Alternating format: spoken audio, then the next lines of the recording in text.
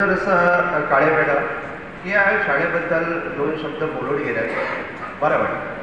खरंच हा शाळेचा पूर्व इतिहास, ही शाळेची परंपरा, या शाळेसाठी पूर्वीच्या काही मंडळीने जे परिश्रम केले, स्वर्गीय अण्णासाहेब कानफळेपासून तर सन्माननीय गावंडे सर असू द्या, कार्डक सर असू द्या, की तत्कालीन काळामध्ये जे शिक्षक या ठिकाणी होते त्यांनी जे परिश्रम या शाळेसाठी घेतली, तीच परंपरा ही अजूनही कायम.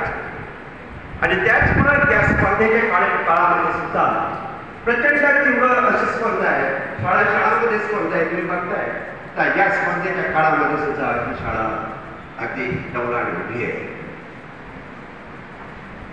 आणि म्हणून आमचं कर्तव्य आहे प्रत्येक घटकच या विद्यालयामध्ये कार्यरत असणारा प्रत्येक घटक, तो मुख्याध्यापक असू द्या, उपमुख्याध्यापक असू द्या, शिक्षक असू द्या, की शिपाई कर्मचारी असू, प्रत्येकाचं कर्तव्य ठरतं की विद्यार्थी हा आपलं दैवत आहे आणि या विद्यार्थ्याचा सर्वांगीण विकास कसा साधता येईल या दृष्टिकोनातून सर्वांनी प्रयत्न करणे गरजेचं आहे. आणि त्याचसाठी आम्ही सदैव या ठिकाणी प्रयत्नशील.